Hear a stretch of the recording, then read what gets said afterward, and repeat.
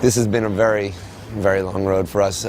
We wrote the first draft of this 11 years ago, and we were working on something else, I remember, and we were sitting in traffic, and we started having this discussion. We were talking about Hemingway and how he lost some stories, and it just kind of opened up Pandora's box of like, well, what would have happened if he stopped writing after he lost the stories? What would happen if you found those stories? Would you know they were really spectacular? You know, and then the question of if you were trying to be a writer and all of a sudden, or trying to be any kind of artist, and then all of a sudden you're confronted with like the real deal, you know, what is, I think it's in the movie, it's like the embodiment of everything you want to be, and at the same time confronted with the reality of everything you'll never become, like all right there in front of you. And it was just this crazy conversation we had, and we just came home, we shelved whatever we were working on immediately.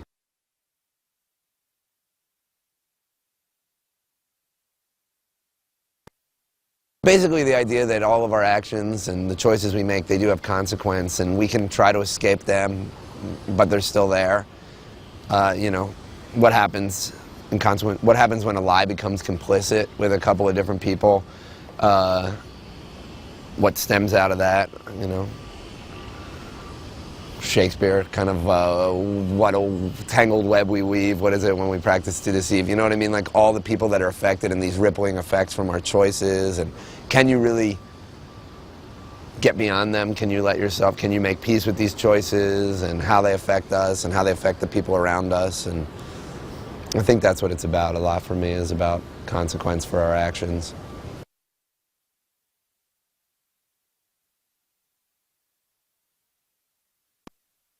Lee and I have known each other since we're 10 years old, and I've known Bradley since I'm 10 years old, since I was 10 years old. And, you know, Lee and Bradley were both at my bar mitzvah. You know what I mean? Like, how often do you get to make a movie or work with people that you know so well and are so close with and are such good friends? I mean, I think that just kind of threw down this, like, small, intimate family vibe that, like, carried through the entire shoot. Like, we're friends, we're happy to be together, and it was just wonderful. It was the best.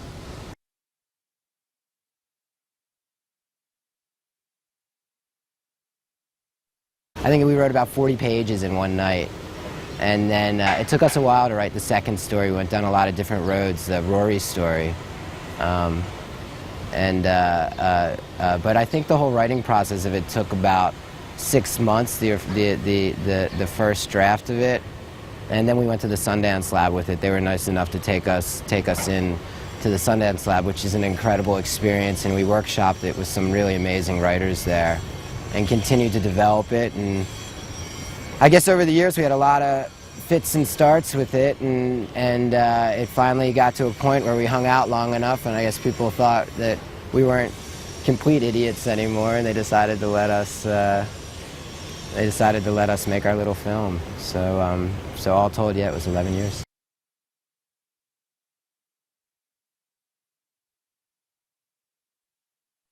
I have to say the shoot went incredibly well. I mean, we were really lucky to have stacked up all this wonderful crew that were really seasoned, and, you know, I always say that just we're setting us up to win.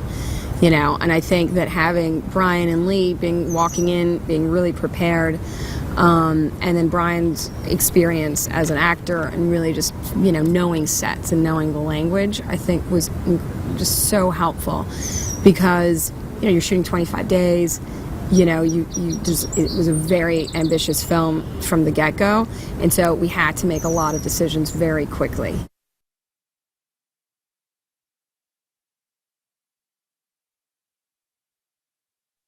It operates on many different levels. It's a tremendous love story between Dora and Rory, which has sort of happened in the filmmaking process. We've rewritten it as we've been shooting it, and it's more about their relationship than just Rory.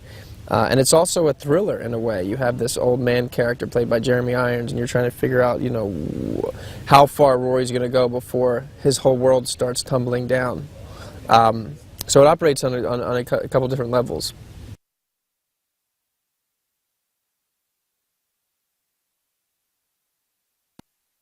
I've had a great opportunity in this movie to be a part of a relationship in a movie where it's the power of their love can almost surpass any obstacle in a real way, not in a sort of movie type way.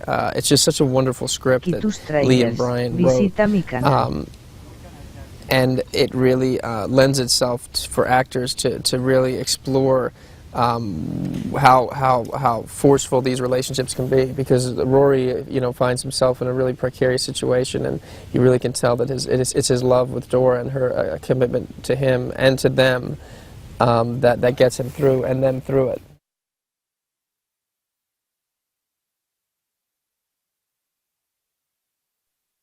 Working with Jeremy Irons is, and continues to be, because I have one more scene left, thank God, just, one of those moments where, first of all, his voice is so intoxicating alone, and his face and his hair, and the guy's just like, an angel almost. But it's wonderful. I'm very lucky that I have an opportunity, and he's perfect for the old man. He's just, what great casting. And he brings a truth to it, as every other actor does. J.K. Simmons plays Rory's father, and Zoe Saldana plays Dora Jansen, and Dennis Quaid plays Clay, and Olivia Wilde's in it, and it's just a great cast.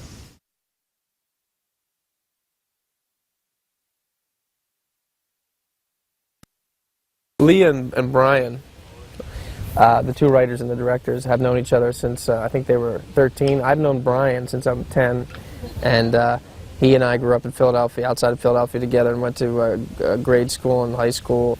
And we were two people that found each other and became best friends. And he was the first person I stayed with when I ever came out to LA, and slept on his couch. And he wrote this script 11 years ago with Lee, and they've been trying to get it made. And I remember going to a table read of it 11 years ago with Jack Klugman was reading The Old Man, and Gabriel Macht was Rory, and I was sitting in the sort of far back listening to it and thinking, what an amazing movie this will be that I'll never get to be in. So, you never know what's going to happen.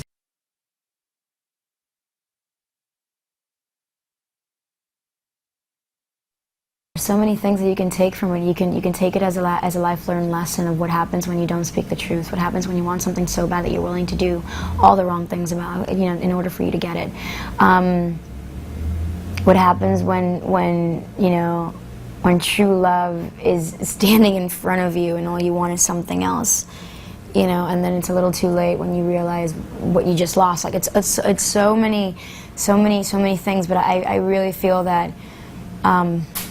People will be able to identify with something or something else when it comes to this story, because it's such a real story. It's such a tangible story, and it can happen to anybody. It happens to people all the time. And that's a very scary reality. But we have to sort of face it and allow ourselves to be taken for that journey.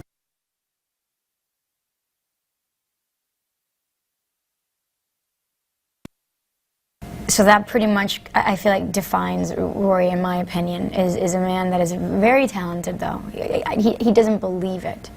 And his love for words, his love for writing is much greater than he feels that his talent would ever be.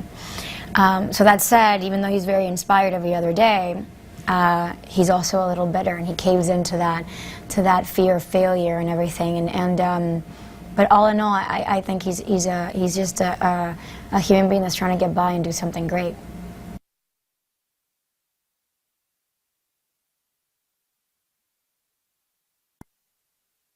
She's sort of like his northern star, and he is everything to her. He walks on water, and there's nothing that she wouldn't do or give up for him. And she thinks that it's the same way. From Rory to her, and the reality is that Rory's a man who, I think, wanting to have a name and a presence in life, sometimes for the male species, that supersedes any priorities, any true principles of life that make life more purposeful. So here you have Dora, who's a woman that would give up anything, and probably has. Obviously he's the one with the bigger passion. In her eyes, he's probably the one with the biggest talent out of them both, and she gives up her life or whatever talent she had to be there for her husband.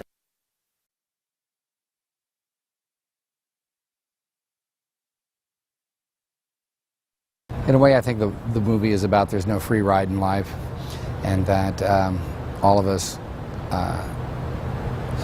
in our lives feel like a fraud from time to time, but that we aren't living an authentic life, or the life that we dreamed that we would live when we were young, and about making mistakes in life and how life goes on. Tus trailers, visita mi canal. It's one of the few scripts that I've picked up, and I picked it up, and by page 20 I wanted to do the movie, and I hadn't even gotten to my character yet. It was because it was just such a great read. Yeah. I wanted to know what was going to happen next.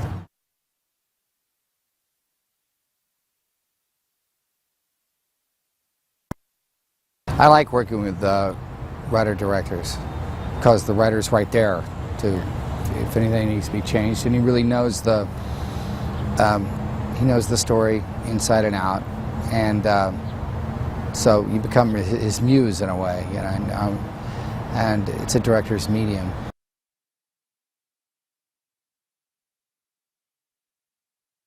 Well, I think actors will always be attracted by a good script. And Bradley Cooper, who grew up with our two directors, has known them for a long time. He's been wanting to make this film for a long time, and so he was already there.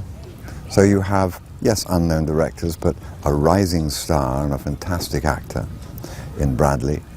A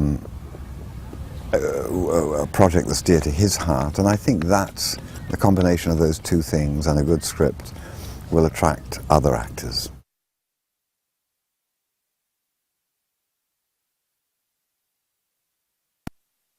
I think Rory's problem is that he gets into a fix, a double bind, which many of us do in life in different ways. And I think normally I would say that you come clean. But I think he's in a situation which is very difficult, and I think he has to do the harder thing, which is not to come clean, but actually face up to what he's done and live with it, which is another thing you have to do in life in various areas.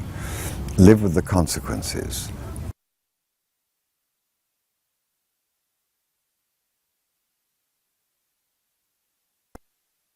He's a man who wrote a book when he was a young man, when he was living life to the full in love with a child.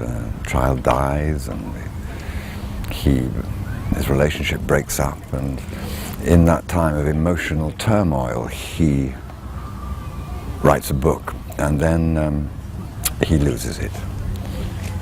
And because of that, he never writes again, and he drifts through life doing various different things, and then late in life he finds the book published by somebody else.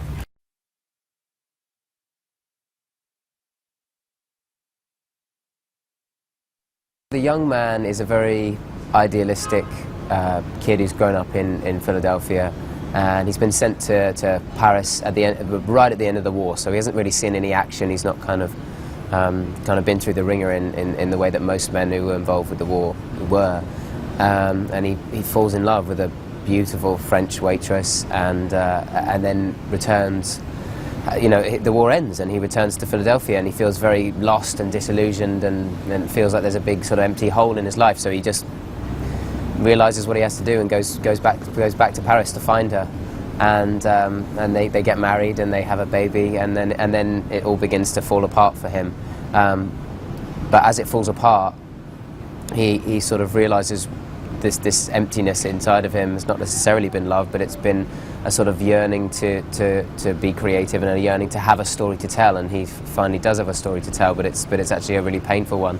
And then that is the story which causes all the trouble, 50 years later.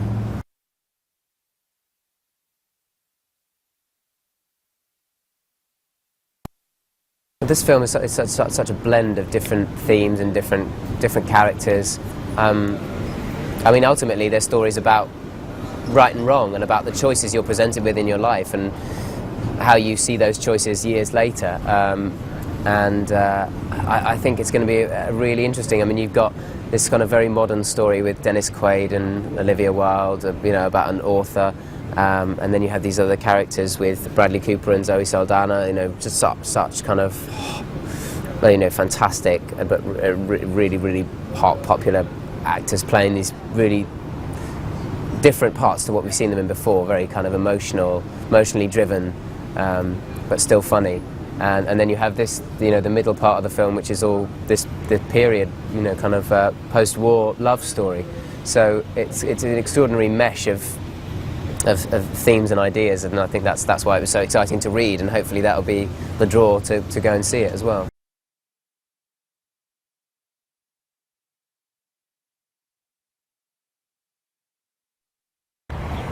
Daniela is drawn to Clay because she herself is a writer. He is her favorite author. She has learned everything about his life and career, his habits, and wants to model her own career after his, but has convinced herself that they have this connection. She idolizes him in the way that many people idolize rock gods or different types of artists, but she really wants to just kind of consume him and be near him, and I think she really feels that if she can be near him, she will be able to glean something from him. She can become as brilliant as he is, and also maybe that he'll use her as material.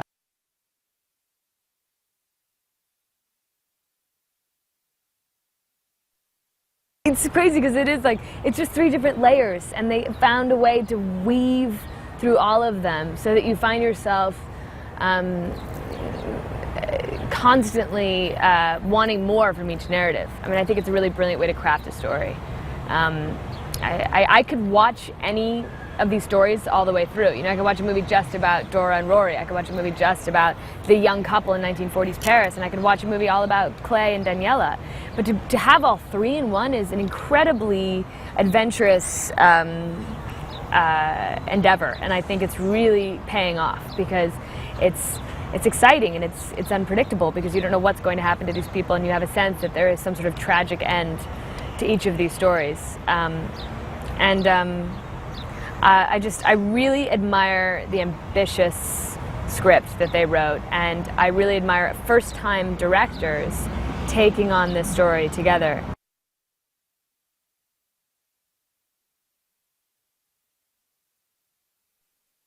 I think this movie's extraordinary in so many ways, but the reason people will enjoy it is because they're getting a lot of great elements in one. It's incredibly sexy, it's very smart, compelling, and mysterious, and it's exciting, and it's thought-provoking. I mean, there are very few films these days, I think, that hit all those things, and I hope it inspires more people to take risks and make movies like this, because I think this is the type of movie that draws us all to this business.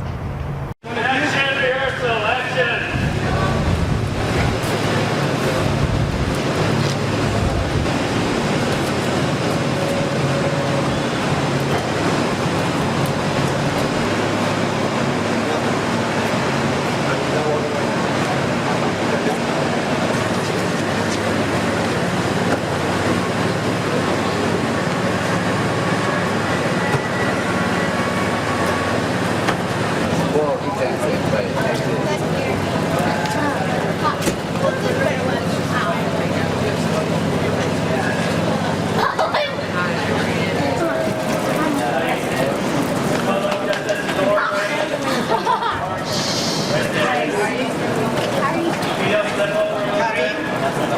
Dan, you got a frame?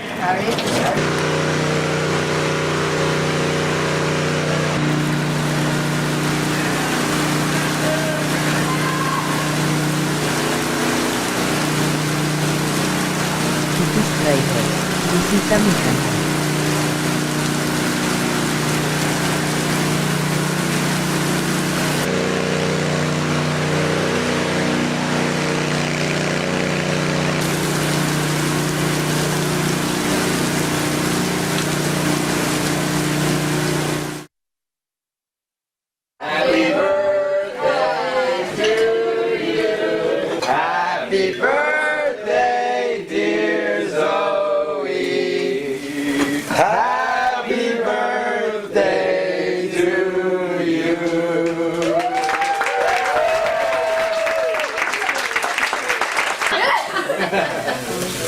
I don't think That's right.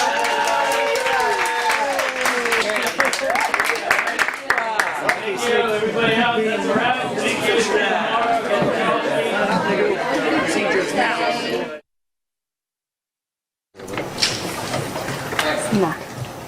And right. And action!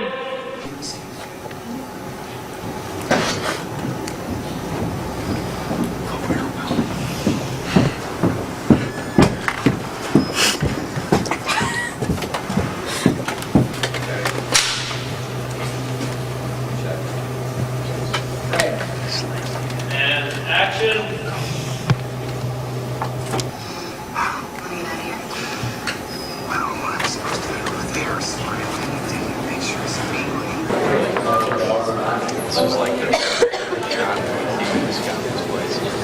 What I think is great about art and artists is that we get to ask questions even though we may never know the answers. There you go. One more. We got another one.